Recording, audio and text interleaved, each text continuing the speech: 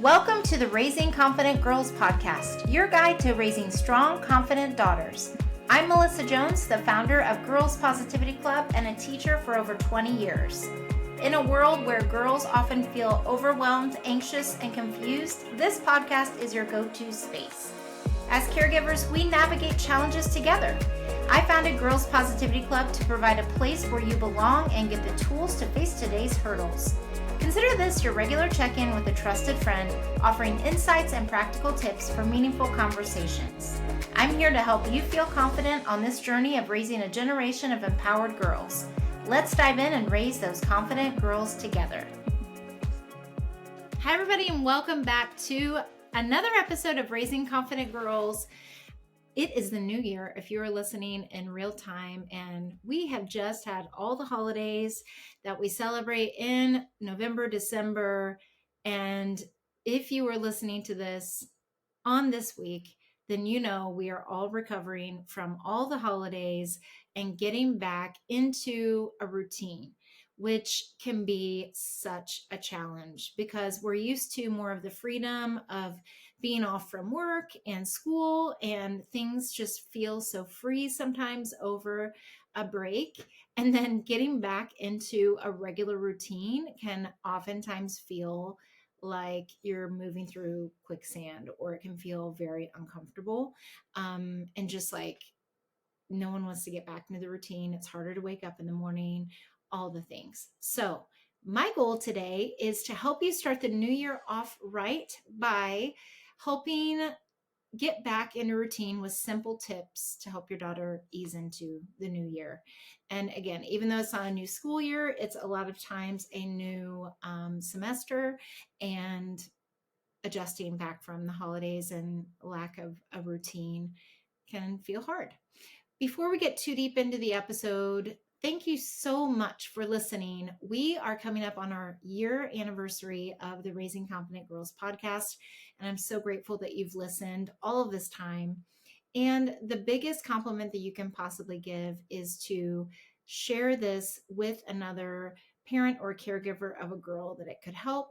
That is how our show grows. And also to rate and review it is such a gift. So those are two ways that you can help share this podcast and rate and review. If you are enjoying it, it'll help more parents and caregivers of girls see it and listen to it and feel empowered and inspired to support the girls in their life. So getting back to the topic today, that is the routine. The season of holidays is such a fun time usually. It can also be a time of sickness. I've had that in my family before where we all got sick right when the holidays began and we were sick the entire time. So that can be another thing that can be a challenge, is maybe you're recovering from a sickness, or maybe it was an amazing time. It was fun. It was relaxing. But getting into routine can feel overwhelming and uncomfortable for both parents and kids. And in this episode, we are going to talk about some simple and practical ways to help your daughter ease back into the year, focusing on, your routines and her goals that she just said. If you listened to last week's episode, it was all about setting goals in the new year. If you haven't listened, go back and listen to that. You can set goals at any time. It doesn't have to only be on New Year's Eve or the New Year's Day. And I like to revisit my goals and things from, time to time anyway, because it helps you adjust as you go.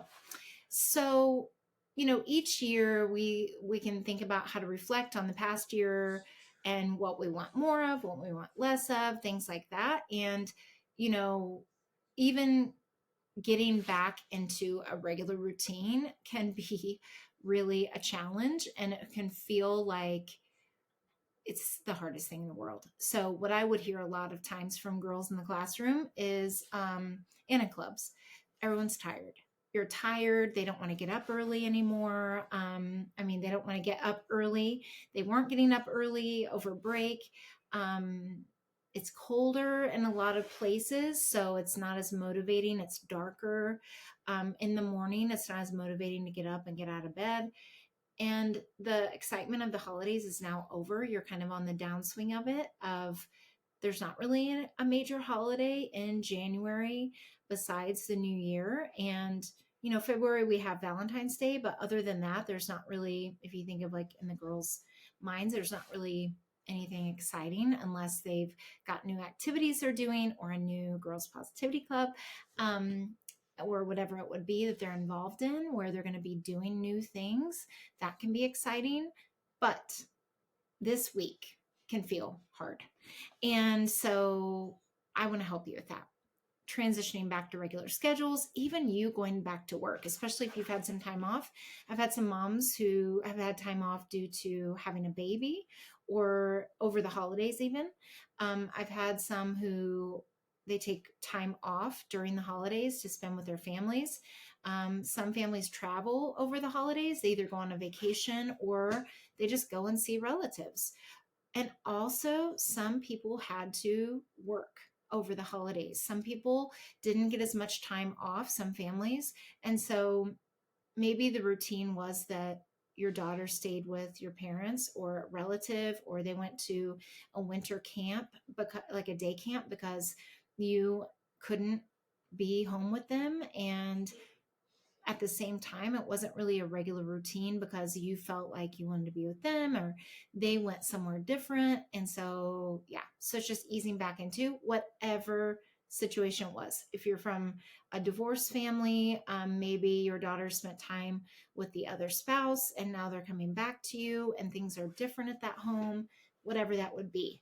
So, here are some things that I think are important to think about as you're transitioning back into it. And some of these are going to be like a no brainer where you're like, okay, duh, yes. And then other things are going to be like, oh, yeah, I guess we should think about those things too. I hope they're all helpful. The first one is that, one of the problems is sleep, because a lot of times when there's time off or they are sleeping away from home, the sleep schedule can be different, especially if it's more flexible, where maybe they don't have as strict of a bedtime over the holidays, but it can be just more relaxed, but that feels different when they go back to school or you go back to work and they have to go to a certain place before school. So I've had some families who, especially like people in the medical field, they have to go to work a lot earlier than anyone else because their shift starts, especially like nurses and doctors, or other kind of workers too. Like you might be a shift worker and you have to go to work at a different time. Other times it's just getting up in the morning, even if it's your old schedule. So if your daughter's been staying up later than usual, instead of doing the drastic, time change. Now, obviously, if she's been staying up until midnight, you can't do this during the school year, or during the school, like now week, but you can just shift her bedtime back by 15-minute increments. So if your daughter hasn't gone back to school yet, there are some that go back to school like the second or third week of January.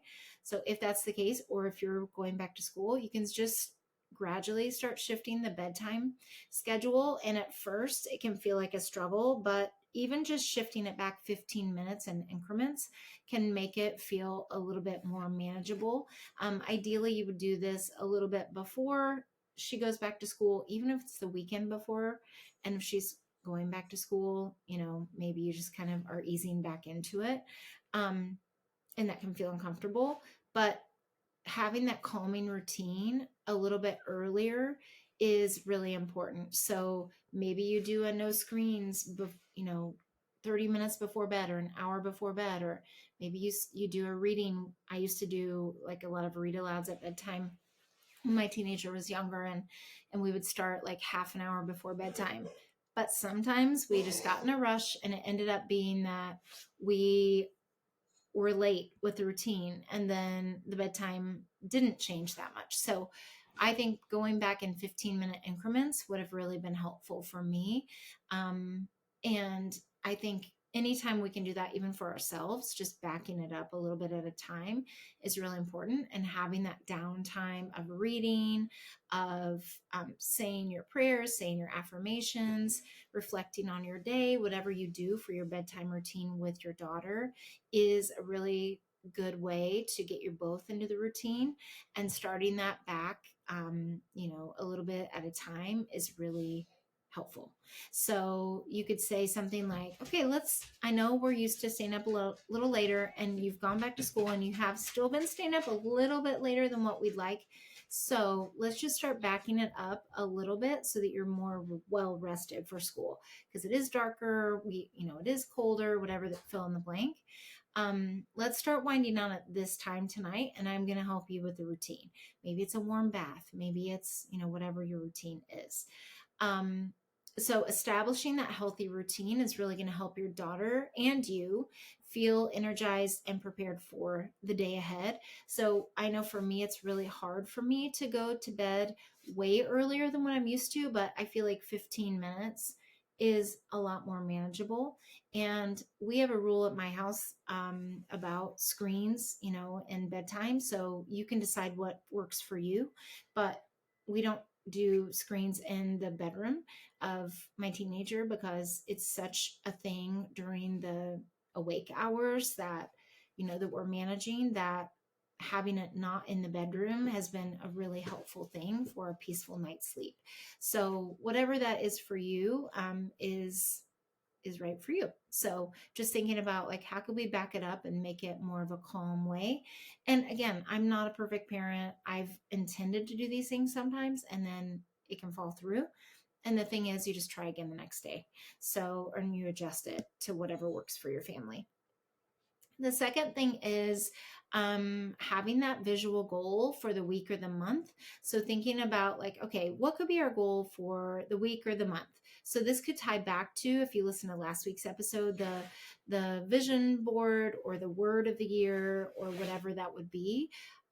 Maybe it's your family vision board, or it's a word that you all want to do more of. So I think the word of the year is such a good thing to do because it's really easy. So if your family has had a lot of kind of disagreeing and things like that, especially between siblings, maybe the word is kindness, and you set a goal like, how can we all be kind this week?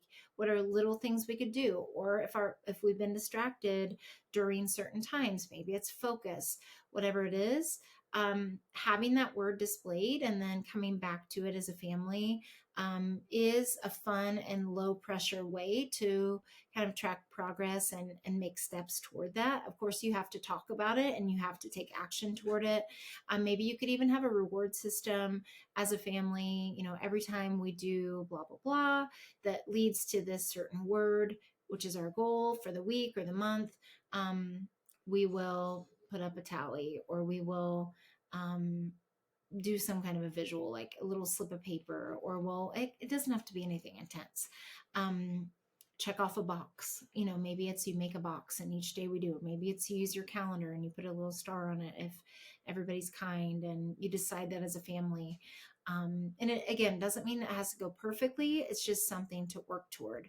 So helping them say, like, okay, how were you kind today? And everybody has to say a thing like, oh, I helped a friend in class find a lost paper, or I asked a question when I felt a little bit shy of doing it, whatever would tie into your word. And so you would say maybe on a Sunday, or maybe a different time of whatever that day of week would be for you to set that intention as a family. Saying something like, let's pick one goal to focus on this week. What do we want to do? Okay, we want to try not to eat fast food this week. We're going to try and eat at home every day. What can we all do to pitch in and work on that together? Or whatever it is. Like, it'll be fun for us all to pitch in, or, how can we all be kinder to each other? What can we say? What can we do? And having everybody pitch in and get everybody involved. And so having that visual is a great reminder. And then it also keeps it fresh of, like, if it didn't go perfectly, do we want to keep that word for the week? Do we want to switch it to something else? Do we want to focus on something else? Maybe it's something that's going to take a month to work on or work toward. And if you want to do check boxes or whatever, maybe you do a family reward at the end. Like, we all go out for ice cream, or we all go out for Starbucks, or we all go out to dinner and celebrate, meeting this goal. And again, it doesn't mean that it has to be perfect and that you reprimand someone if they don't do it, but you only focus on, okay, we only get a tally when, we all do this one thing. or not a one thing, but you know what I mean? Take a step toward this one goal. However you want to make that, and making it as simple and easy as possible so that it doesn't overcomplicate it, because that's what tends to be a barrier. And setting a goal as a family is a good way to get back into a routine, and set a new routine, even of something that you want to do together as a family. And it can still be tied to the new year, which is making it, yes, going back to routines, but also giving you a little something to look forward to, since there aren't typically big holidays besides the new year in January. The third tip is to break down school or activity goals into mini tasks. So, a lot of times transitioning back to school, they're not going to get a big project the first day, but maybe the teacher is going to talk about what they're going to focus on in the next month. And they know that they're going to have this big project that's going to be due. And if you've listened before, I've talked about this before. You either have a daughter who is a planner and wants to get everything planned out ahead of time, or she waits to the last minute, or she's kind of in between where she might do a little bit of it and then forget about it for a little while, or get focused on something else and then have to be reminded, or whatever it would be. I think that's humans, right? We all are like that. We all approach tasks in different ways, but instead of making it super overwhelming and having like a big school or activity goal, breaking it up into little chunks. So if she has a big school project, breaking it up into mini tasks and saying like, okay, what is one little step you'd like to do to step into that project or that test? What could we do today? Is it practice your math facts? Is it read a chapter a day? Is it, let's say she has to read a book within a month and it's a certain reading project, or if it's a science project, instead of waiting until the night before, which I've totally been there, she breaks it up, and you just remind her of like, okay, what are the little things we need to do leading up to it, and you help her manage that. And of course you want her to take the responsibility of it, but also checking in with her to see how she's doing on all those little things leading up to the big thing, because the big project can seem super overwhelming, and it can cause anxiety, or it can cause panic, or it can cause overwhelm. Just like with us, when we go back to work and they're like, oh, by the way, there's this big goal we're going to meet, everybody's gung ho about goals. And they're like, here's the big goal. And you're like, oh my goodness, that seems so far away. What is something little I could do to lead up to meeting that goal for my team or helping out? Same thing with your daughter. When she finds out about big things, or you get a big email from the teacher about some big project, what are little things that she could do and get her involved in it so that she feels part of it? And then just revisiting it. And this action plan is going to help reduce the overwhelm. And it doesn't mean this has to happen day one of when she goes back to school, but it is something to look at when you're transitioning back to work, back to school. The fourth thing is to encourage daily movement or play. So this is where, if your daughter, especially in the winter months, it gets colder, if you live in a four seasons climate, or if activity level just seems to change in the new year, it's thinking about like, what are some ways we can do movement, or what are some ways you can have active play to where you can still get what you need for your body. So maybe it's a quick walk after dinner. Maybe you do that together. And even if you live in a cold climate, you put your hat on, like what I'm wearing now, you put your mittens on, whatever it would be, and you do a 10-minute walk, or you walk to the stop sign and back, or you do a 10-minute dance party, or you do a short yoga session together. I had a mom and daughter who started Pilates classes together, and because they were doing it together, they were both motivated to do it, and it was their bonding activity too, and they felt a lot of stress relief when they were doing that. Because when you move your body, you help your mindset too. So asking like, how can we do 10 minutes of some kind of movement before you go to bed? Now, if she's super active, this may not be something that she needs to focus on, but maybe she needs more play. Maybe she needs time to play in some way. So that doesn't mean that older girls don't need to play. Playing for an older girl might be sketching. It might be playing an instrument. It might be making something. Maybe if she's really crafty, or she likes to cook, or whatever it is, what are ways you can work in her play so that she's not just overscheduled all the time or only doing homework, things like that. Like, what are some things that she could do to have some play in her life too and some fun? Because, and especially when you get your body involved in this, um, physical activity does improve your mood. It boosts your energy, gives you that dopamine hit that we all want, those endorphins, and it makes it easier to focus and feel confident. So, if she doesn't like to exercise per se, just finding an activity that is movement, or that is, if she does a lot of movement and active activities, then maybe it's like a way for her to be creative and play in that way in her mind and expressing herself creatively. So that is the fourth thing, and to help you get into that routine and kind of break up the monotony of it. And then the fifth thing is to have that family connection time and to check back in about like what you value as a family. So this is going to, how is this going to help you get into a routine? Well, when you're coming back to what's important to your family, you're thinking about like, is it important for us to have dinner together every night? How can we make sure that happens? How can we get in a better routine of that, since we've been kind of off the routine during the holidays? Um, this could be reconnecting after the busyness of a holiday season. So deciding like one night a week to do a certain family activity, whether it's a movie night, a game night, you go somewhere and you do something together as a family. These are things that can help everybody come together as a family. And even though you're off your routine, think about like, what do we need to do together consistently to feel connected? And that is what you feel over the holidays, is hopefully an extra sense of connection and togetherness. And how can you still bring that into your daily routine without losing that?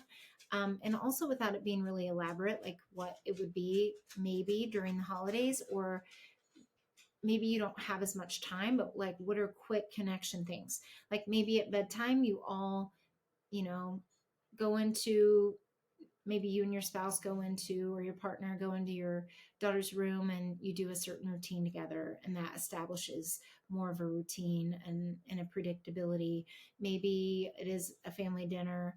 Maybe it is, everybody shares a yay of their day, whatever it would be. Just coming together and connecting in some way and talking about what they're excited about that day, or what didn't go well that day, or what's a way you were kind as, a person today.